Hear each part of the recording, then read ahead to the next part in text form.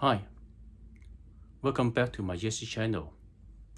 We've already finished 2/3 of the course, so today we are on chapter 7, which is on ESG analysis, valuation, and integration. But again, before going to the new chapter, could you please have a look at the key items that we met last time and see how many of them can you remember?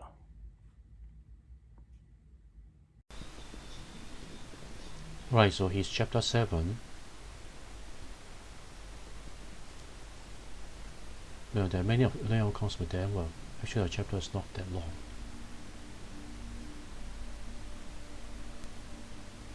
Right, the first learning outcome.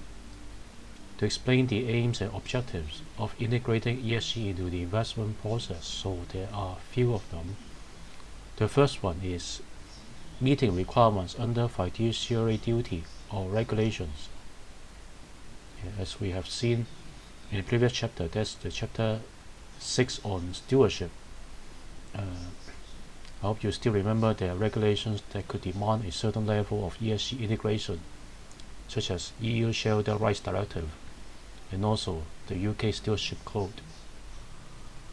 And please also note that the PRI's interpretation of fiduciary duties incorporate ESG issues into investment analysis and decision making, encourage high standards of ESG performance in the companies or other entities in which they invest, understand and incorporate beneficiaries and savers' sustainability related preferences,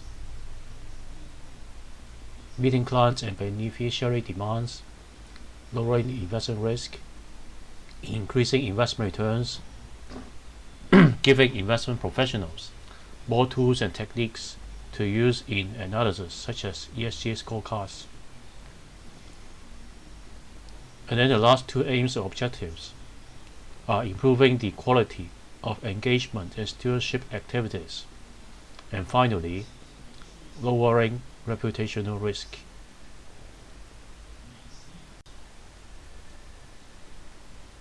Okay, learning outcome 2 to 4. Essentially, there are two approaches of integrating ESG analysis, that is quantitative and qualitative. Quantitative ESG analysis means company-specific research, fundamental analysis, and stock picking. Analyze ESG data and link specific aspects of the company's ESG risk management strategy to financial metrics. Integrate such opinion in a quantified way. That is, adjusting financial model assumptions. And then quantitative ESG analysis. Well, of course, to do quantitative analysis, you still need to collect a lot of data, do a lot of research, etc. But then, the main difference is that we'll convert the data into an ESG factor, that's an ESG score. And then the sourcing of data for ESG factors will be based on a mix of third-party database or internal proprietary data. But in any case, so-called quantitative ESG analysis is not quite the same as the so-called quantitative investment, as we see maybe in other aspects of investment. In terms of data collection, ESG data collection may be helped by AI techniques, algorithms, and natural language processing. And in all approaches, integrated ESG assessment involves materiality assessment, risk mapping, and portfolio construction. And for the first two, that is materiality assessment and risk mapping, we're going to discuss a bit later within this chapter. Right, so let's also look at the tools and elements of ESG analysis, which may apply to both qualitative or quantitative approaches. So these are red flag indicators, company questionnaires and management interviews, checks with outside experts, watch lists, internal ESG research, external ESG research, and ESG agenda items at investment committee or chief investment officer or CIO meetings.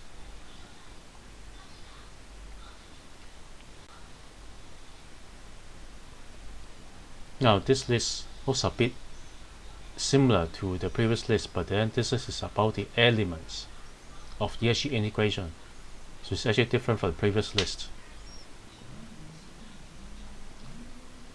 Well, these are pretty much how you implement ESG in day-to-day investment analysis and management.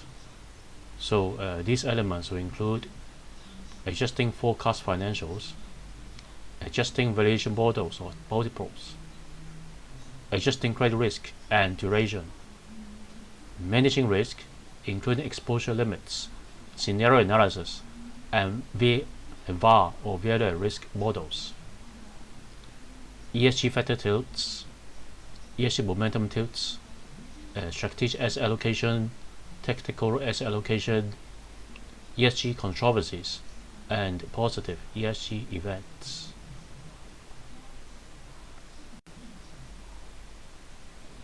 Okay, the fifth learning outcome: identify tangible and intangible material ESG related factors.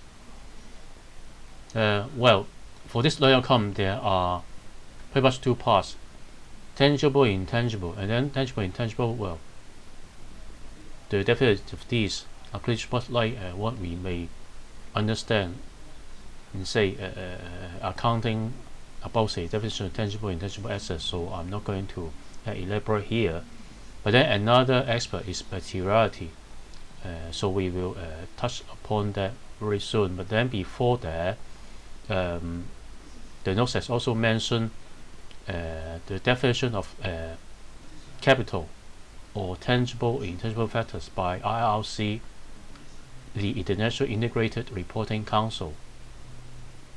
So according to IRC, there are different forms of capital or tangible intangible factors, and they include financial capital, manufactured capital, which is manufactured physical objects including buildings, equipment, and infrastructure, intellectual capital, which includes intellectual property, human capital, social and relationship capital, and finally natural capital, which are all renewable and non-renewable environmental resources and processes.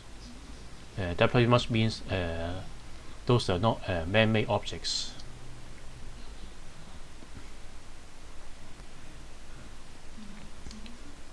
Right, then this slide is on materiality assessment, which is important. The reason is because so-called ESG integration will normally consider factors that affect financials or valuations. So we'll tend to only consider material factors.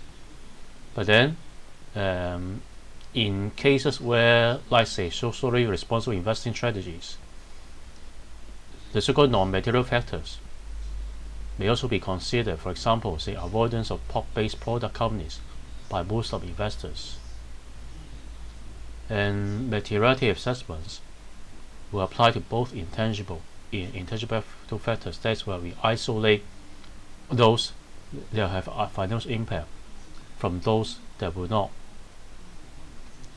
And then in terms of materiality, we should also note that there are so-called material ESG risks that may be manageable, or they're actually manageable, but then they may not be managed by now.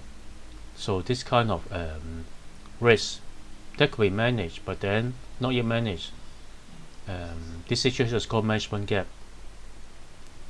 Although of course, well, there are still certain situations. For example, say airplanes in flight cannot fully manage carbon emissions. That is, well, an airplane cannot avoid having carbon emissions. Well, the airplanes, there may be some certain strategies to reduce carbon emission, but then, well, it's pretty much impossible to remove carbon emissions of flights. And as we have said at the beginning of this slide, risk mapping attempts to identify ESG issues that are likely to have an impact on the company's financial performance. So risk mapping is pretty much means that there are different types of, say, sectors or companies, and then we want to know, say, for each company, what kind of risks are material. Because it is quite obvious that some ESG risks are material to certain types of company or certain types of industry, but not so much for other industries. And the SASB, Sustainability Accounting Standards Board, has produced materiality maps, which can be helpful in providing guidance. And apart from risk mapping different companies, they can also be used to risk map the entire portfolio. I'm not going to repeat the materiality map here, but then you may refer to Exhibit 5 of the notes.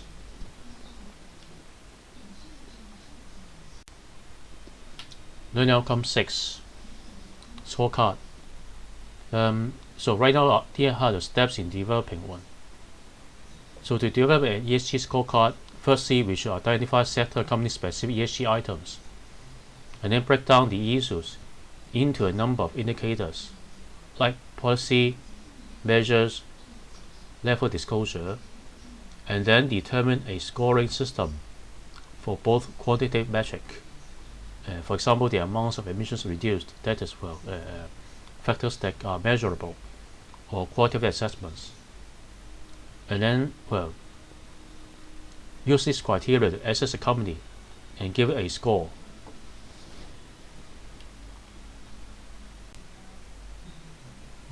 Learning outcome 8 to 10. Assessment of material ESG factors may lead adjustment of following. Forecast financials. Explicit adjustment of income statement and balance sheet numbers, like say assessment of an environmental litigation fine, higher sales forecasts due to strong management of employees and hence higher future customer satisfaction. Valuation model variables, like cost of capital or terminal growth rates in discounted cash flow analysis. Valuation multiples, for example, different P ratio companies with different ESG performance. Forecasted financial ratios, internal credit assessments, assumptions in qualitative or quantitative models.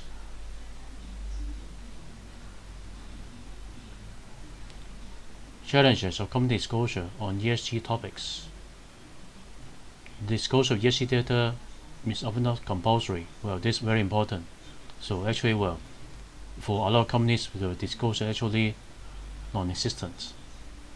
And then management has large flexibility in determining what ESG factors are material. The judgment of materiality may also be affected by geographical or cultural differences. For example, if you still remember, in terms of say governance, different countries have very different practices. And then, lack of disclosure is a problem, and then over disclosure is also a problem, in particular, of non-material ESG information. And then we also note that due to resources, say small companies, they have good ESG management, then they probably just don't have the resource to do a full-blown disclosure. But then we can't say they are necessarily bad in ESG management. And then finally, ESG information may be commercially sensitive, has been only disclosed selectively.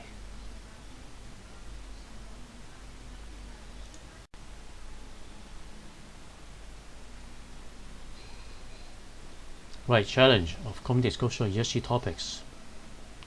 Disclosure and ESG data related challenges. There are a few challenges. For example, say disclosure may not be adequate in particular scope 3 emission.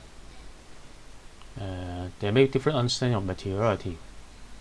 In the previous slide, we talked about between companies, but now we talk about the understanding of materiality between companies and investors. And then there's no consensus on the level of data required. And of course, there's inconsistency across companies, geographies, and sectors. Most of the disclosed data are unaudited, and many of the disclosed data are actually not disclosed, or should say, a lot of the ESG data that we want to get are not publicly available and possibly hard to obtain. Comparability. So it's pretty much the problem of inconsistency. For example, different analysts may have different judgments on materiality. And then, as we have just seen in the previous slide, different countries have different governance best practices or different views on risk and materiality. And different countries may also put different weights on social factors. And finally, there's lack of consensus on disclosure of natural capital.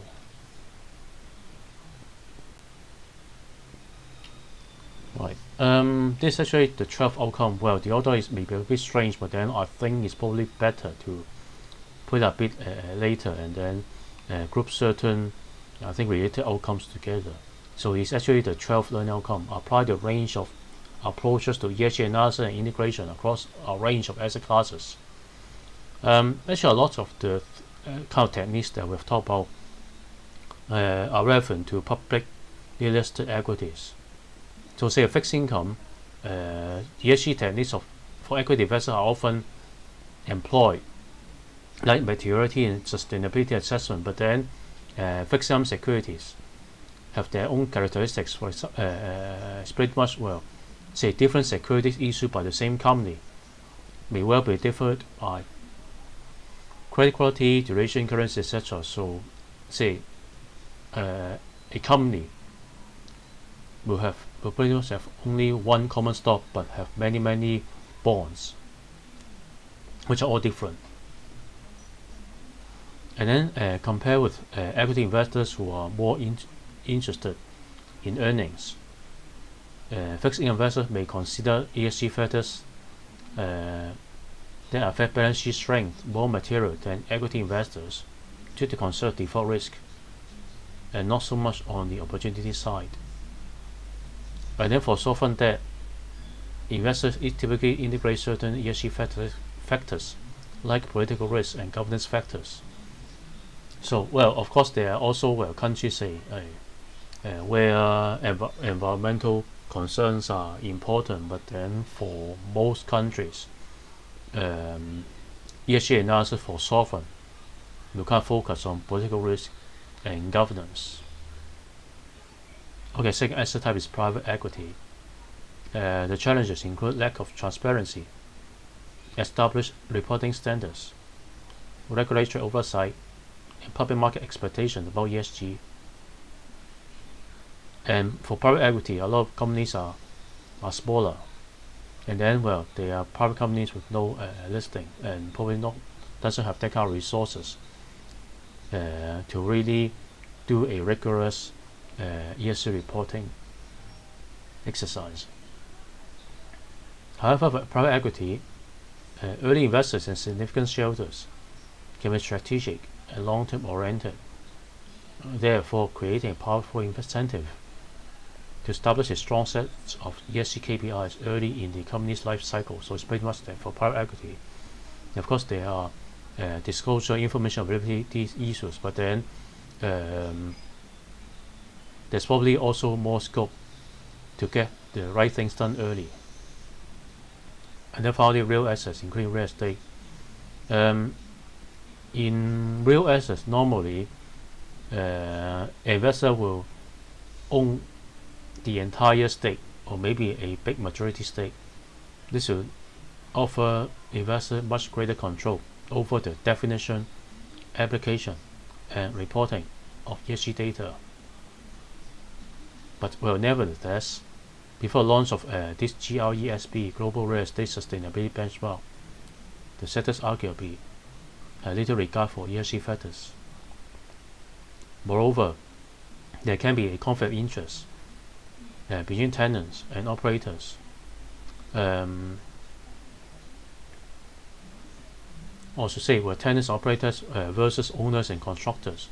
Because tenants must pay utility bills, so there may be certain measures to improve the ESG of a building, but then the tenants may need to pay more and they may not be happy about it.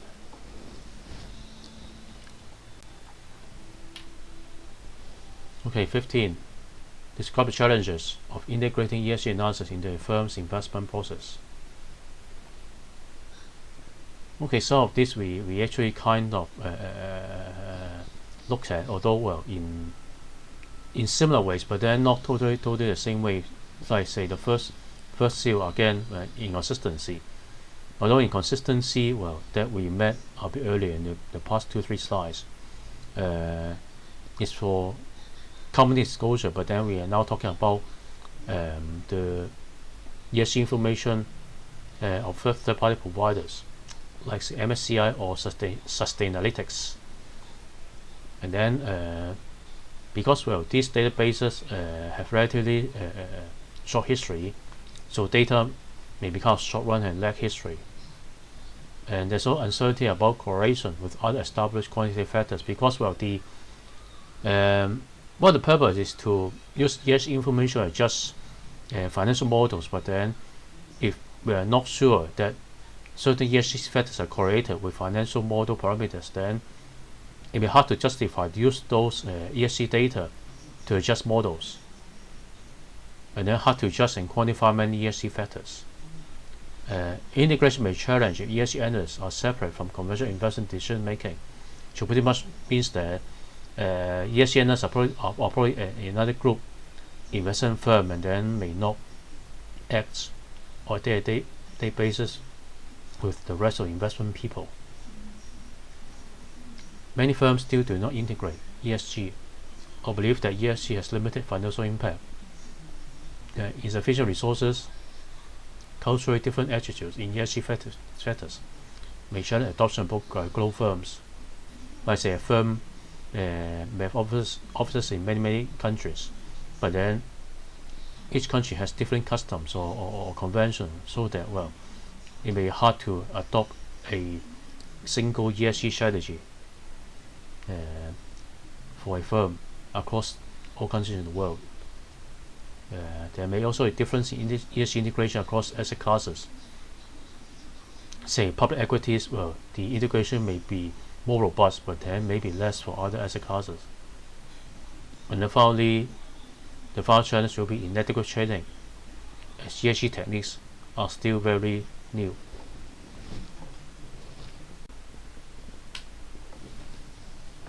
And then there's also criticism for ESG integration, as it's hard to correctly identify and appropriately weigh ESG factors in investment selection. So the problems will include too inclusive for companies with poor ESG performance, dubious assessment criteria, i.e. too subjective, data quality, potential lack of emphasis on long-term improvements, as investors are screened first for performance and only after that for ESG factors. Well, maybe if we reverse the process, then this problem may be solved, but then I think it'll be hard to tell, say, investment managers to screen first for ESG and then for performance, because well, managers are indeed measured for on their performance, maybe against benchmarks. And finally, evidence for the benefits of ESG is mixed or not proven. Well, in the long term, ESG should benefit, but then in the short term, the benefit may not be that obvious. Okay, explain the approaches taken across a range of ESG integration database software. So those with the largest market shares are MSCI and Sustainalytics in company-focused ESG ratings. And company-focused assessments can be split into different types. The first will be fundamental, including risk, business model, policies, and preparedness. Operational, carbon impact, water stress, and human capital management. Disclosure-based assessment, and algorithm and news-based. And then, well, the ESG index benchmarks like FTSE Russell and MSCI typically rely on rules-based criteria assessed on underlying ESG scores or metrics. 17. And then classification of ESG data providers. They can be traditional, i.e. those founded from the socially responsible investment industry, and the gathering of ESG data will also pretty much depend on human judgment. Well, non-traditional. Virtually, well, likely the non-traditional one, now the bigger ones. For example, they are mostly now affiliated with the major credit rating agencies like S&P, Moody's, and Fitch. And then AI algorithm-driven ESG research, and also algorithm or news-based providers. And providers may also be classified between large or boutique for-profit providers or non-profit providers like, say, the CDP, Carbon Disclosure Project. The types of data provided will include raw or partially transformed data, ratings based on backward-looking reported data, rating information based on internet disclosure, or what is available in the internet, say like what you can get from Google, and the aggregators of data or ratings.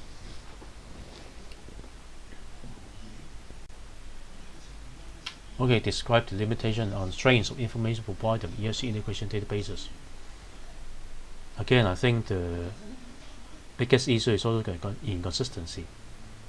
There is substantial variation of coverage across ESG tools, and it's difficult to draw meaningful conclusions about correlations across different sources. Like methodologies like ratings may change over time, may vary according to data time frames, and potential correlations may be spurious as a result of data mining. And also, when correlations between different data sources are low, there will be problems like investors are unable to easily identify sustainability of performance and laggards if different sources lead to different conclusions. Companies cannot rely on ESG rating providers to improve their ESG performance as they receive mixed signals. For example, say they may get a good score from a certain provider, but not so good score from the other one. So, which should the company follow?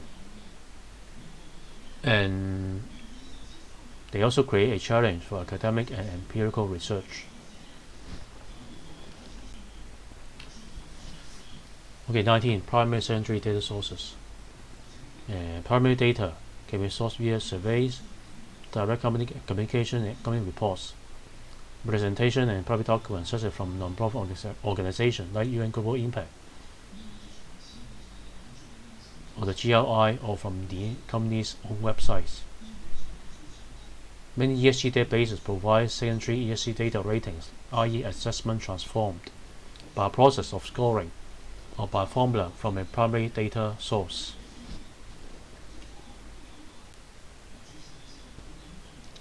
Describe all the use of ESG in sustainability systems data. So they include big data analysis, resource supply chain, and operational risk mitigation, like say risk related to climate adaptation and transition, physical infrastructure, location, or even resource in risky areas.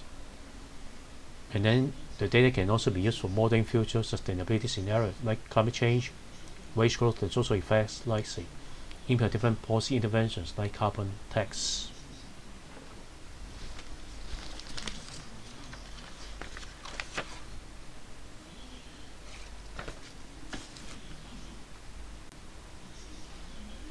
Right, final. Explain how credit rating agencies approach ESG credit scoring. Right, the first, well, let's take a look at PRI statement on ESG in credit risk and ratings in 2016-17. The statement was designed to commit credit rating agencies and fixed income investors to incorporate ESG into credit ratings analysis in a systematic and transparent way. Well, although this statement is voluntary, so as of July, the statement was signed by over 180 investors and 28 credit rating agencies, including S&P, Moody's, and Fitch. And of E and S and G, G or governance remains the most important for credit ratings, given the emphasis on default downside risk, especially for sovereign debt. And finally, although credit rating agencies did not explicitly capture ESG impact in the past, such factors were indeed considered when they might affect a firm's cash flow to repay debt.